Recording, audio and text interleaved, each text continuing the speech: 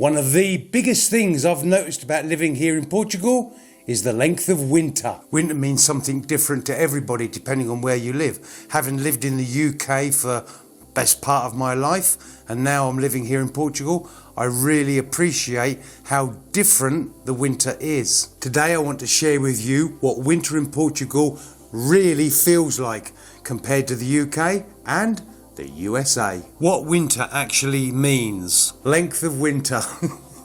As I remember, winter in the UK seems like it goes on forever. But here in Portugal, it's typically 3 months. I've known it as little as like 2 months. And like last year, it was 4 months. Now in the UK, we know it's like the minimum of 6 months. Starts in October and can even go on to as late as May. Now for the USA, it really does depend on what state you live in. The southern states enjoy a much milder winter, but the northern states, they get like seriously heavy snowfall, sub-zero temperatures. Unheard of here in Portugal. We all know that the coldest months in the UK are January and February. Here in Portugal, it's January only. I've known it to be 3 degrees at 6 in the morning, but once the sun rises by about 8 o'clock, that little bit of frost on the grass, it's gone. Then, whether it's lovely sunshine or overcast, the days are warm enough to work outside in a jumper and t-shirt. But how about this? I've been flying here in January in Portugal in just trousers, t-shirt and jumper. There was no need for a flying suit. No way on this earth could I do that in the UK. In fact, I remember one time going up for about 20 minutes in the winter in the UK, and I couldn't stay up there any longer. My hands were stinging because they were so cold. Oh! You don't need to tell me how much it will go below freezing in the UK and how long those sub-zero temperatures will last into the day. Here in Portugal, you don't see sub-zero temperatures in the day or at night. It's only for a very short period in the morning. And once the day warms up, they've gone. It's absolutely gorgeous. There are winter days here when the skies are clear. Temperatures can easily reach 18-20 degrees. I've been working outside in just a t-shirt, and if you're not careful, seriously, you can get sunburn. Now for the gardeners, listen to this one. January is the time to start sowing seeds in the polytunnel or greenhouse. February is when you start planting out your brassicas, and by March, by the beginning of March or mid-March, it's time to start planting everything out. There's not a chance of frost by that time. In the UK, we're talking end of April, May. Weather that you will really deal with. Snowfall in the UK isn't what it used to be. I can remember when I was a kid, just about most winters there was snow. Today it's not like that, but when it does come, it's pretty ferocious. However, I do remember the winter of 63-64. It was known as the Big Freeze. Oh my God, we're talking seriously low sub-zero temperatures, and they went on for a long time. That caused a lot of problems for people in the UK. I remember waking up and scraping ice off the inside of the window, wearing multiple layers of clothing. And when it was bedtime, oh my God, that bedroom was freezing cold, and you'd have a sheet and then a blanket, then another blanket, then another blanket, and then an eiderdown, and then on top of that, a few overcoats. If you can remember the Big Freeze, let me know in the comments below. Let me know what it was like for you and where you lived in the UK when it happened. But here in Portugal, the winters don't get harsh like that. If I'm working outside in the winter, it will definitely be in t-shirt and jumper. But if I'm indoors, like working on the computer, then I'll wear a body warmer like this, and I'll be absolutely fine.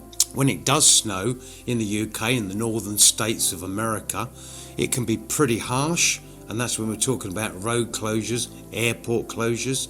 I've known times when the pavements are so slippery in the UK, they're pretty dangerous. And I've also known, not often, but I've also known times when I can't actually even go to work because the roads weren't usable. Here in Portugal, no chance of that happening. In fact, the only time we actually get snow is on the top of the mountains. Now I come out of my kitchen on the steps and I can see the mountains, and at the moment they're really clear.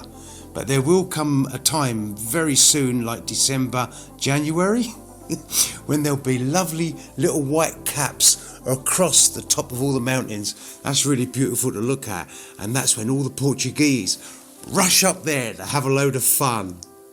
Now, as I remember, winter in the UK was grey skies, cold days, overcast and continuously raining off and on. Here in Portugal it is completely different. This is one of the most frustrating things about Portugal for me, the rain. Okay, yeah, it rains everywhere, but here in Portugal it rains for weeks on end. Look at it. And this is going to go on for weeks, and I can't do nothing outside. I find it so frustrating, but it's warm. Believe me, I wouldn't be doing this in January. But it is beautiful, isn't it? Because when I was in the UK and it was raining and it was winter and it was horrible, there's not a problem. I'd just be working all the time. I'd be thinking to myself, it's a lousy weekend, I'll go and work. But here in Portugal, because I've retired, because Portugal is my playground and I'm having fun, I can't get outdoors and have that fun when it's raining. And that is the big difference for me. That's what drives me round the bend. So Portugal has like what I think is a rainy season, because the rains will start round about October and can go on till as late as May, but they normally last November till February, March time, but that's about as much as it gets. So we get a rainy season here in the winter, but it's not all doom and gloom, because in the spring, summer and autumn it's absolutely beautiful weather, and there's very little rainfall come the summer, and what there is, well, it just doesn't have any effect whatsoever. And it's unlike the UK, because the UK will have rains throughout the whole spring, summer and autumn. Now here in Portugal through the winter, especially when it rains, there is a problem that back in the UK I don't remember spending as much time and effort dealing with as I do now. I'm talking about damp and humidity. Here in Portugal the houses aren't constructed in the same way as the UK. There isn't the level of insulation built into the houses. What does that cause? A lot of damp and humidity to enter the properties, and this can be a big problem, not only causing damage within the house, but causing health issues. Now, I'm not going to go into great detail into damp and humidity at the moment, because I'm in the process of making a video specifically about damp and humidity in Portuguese houses, problems it can cause, how to deal with it.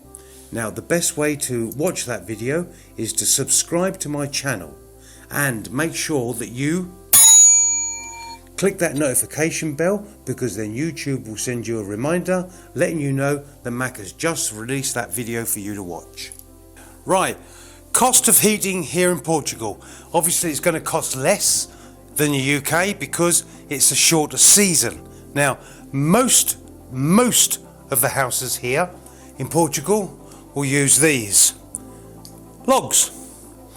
I've got a salamander wood burner and a fogão wood burning stove, and I get through quite a lot of wood, around about 8 square meters through a season.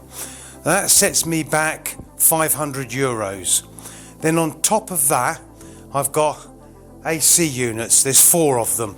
I don't really use them that much. In fact, I tend to use them more in the summer to cool the rooms down, but they are a good source of heating.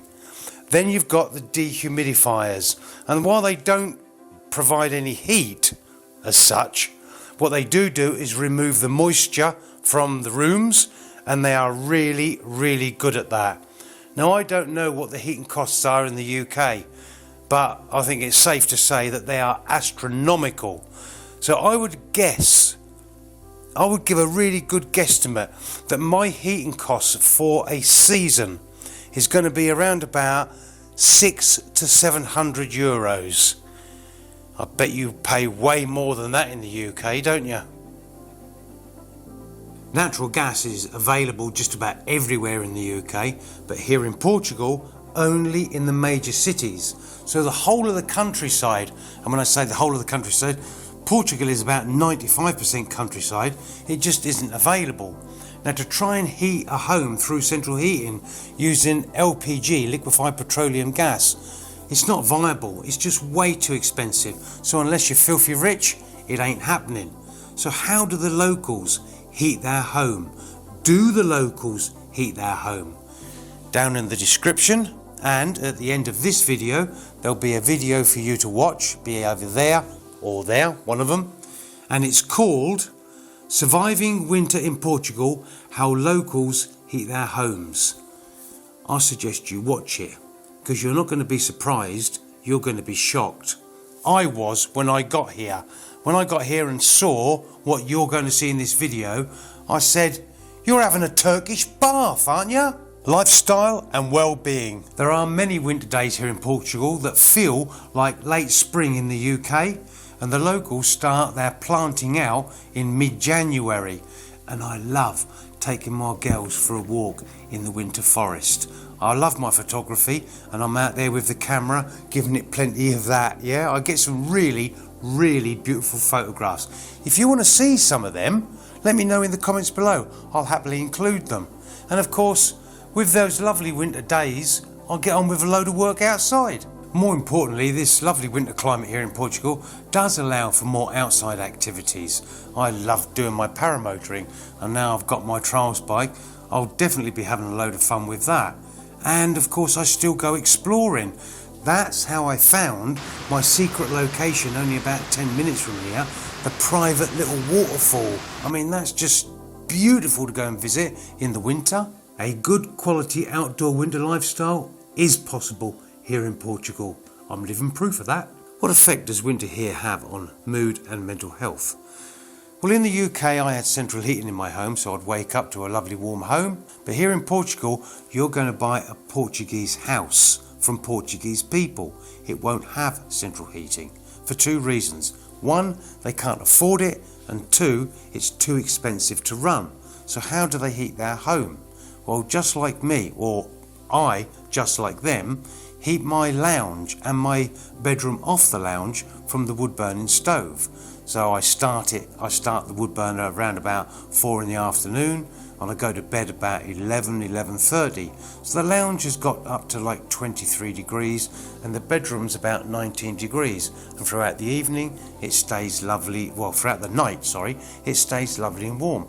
But I wake up to a cold kitchen, a cold hallway, a cold bathroom, and it doesn't bother me. It doesn't bother me one bit. I chuck on me clothes and I go and get on with my day and remain really healthy and active. And that's got to be good for you, hasn't it? So how about this? If you asked 100 expats living here in Portugal, do you think that the Portuguese elderly are way healthier and fitter than the elderly in the UK? Just like me, I know that they would turn around and say, absolutely they're healthier. So the winter here in Portugal is actually beneficial to your health. The verdict. Why winter in Portugal feels so much better? Well, life here in Portugal in the winter still goes on. It doesn't come to a screeching halt, and it's seriously compensated by beautiful spring, summer and autumn. I've got to be honest with you, winter here in Portugal has really and positively changed my life. Some people say moving to a new country is risky, and they could be absolutely right. Taking blind risks is a fool's game. Taking calculated risks is a wise game. If you want to take the risk out of knowing whether Portugal has got a new and beautiful life and lifestyle for you, watch this video up here. Got any questions, anything you want to know? Leave it in the comments below, and I look forward to seeing you in the next one.